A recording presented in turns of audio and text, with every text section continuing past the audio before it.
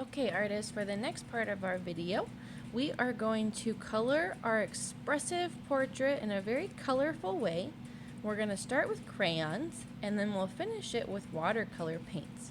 So you need to pick 3 crayon colors that you want to use to show your feeling. You're going to want to get your watercolor tray, your paintbrush, a bucket of water, and a paper towel. These are the items that we are going to need. So we are going to start with our crayons.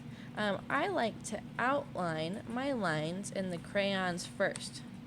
And remember, my feeling was calm. And to me, calm is sort of a blue-green color. Kind of like that Dr. Seuss book that we read with the cool and quiet fish. That's how I was feeling. So the colors that I choose are gonna be these blue and green colors. So I'm gonna start by outlining just where I see my lines. I'm not coloring in everything because I want to leave some of it for my crayons and some of it for my paints.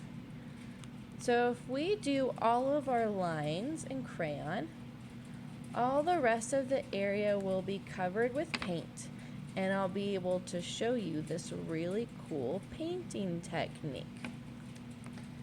So here I am. I'm all outlined with my crayons. Now this painting technique is called a watercolor resist because the crayon does not mix with the watercolor. It's made of wax, so it'll shine through whatever color we put on it. I want to show you what I mean. So when we use our paints, we stick our little bristles in the water cup and get it wet. And then we put some water in the color we want to use. I'm feeling calm, and I'm going to paint my hair black because I want you to see what happens to the crayon underneath. Watch what happens. I paint my brush stroke. Can you still see my crayon? You sure can. That's why it's called a resist. Because the crayon's made of wax and the paints are made of water, and those two things don't mix together. And look, if I want my black to be lighter, I can just put some water in it, and look, it sort of turned to this pretty gray color. So this is why we're using the watercolors with the pencils, because they're like best friends. Now artists, whenever you want a new color, make sure you rinse off your brush. I'm going to get some green. I'm going to make my shirt green. Now artists, if it gets too wet and puddly, you can take your paper towel, fold it into a little square, and press down right on top. That'll get rid of some of that extra water. Look, you can see the bottom where I just put the green is pretty wet. So I'm going to use the paper towel to make it a little bit more dry. And it makes it a little bit lighter too. And is my face really blue? No, it's not.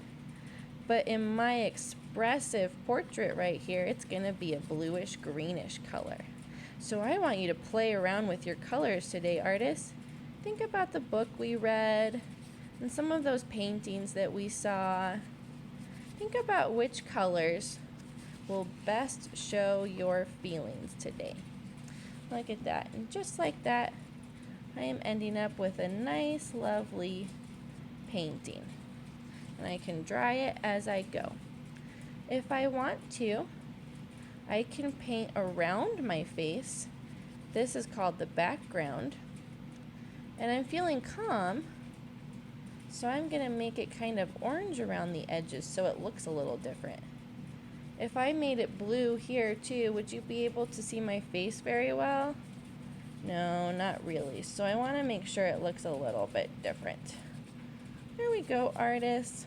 And now our portrait is all colored up, and we're going to make sure it's nice and dry before we close our books.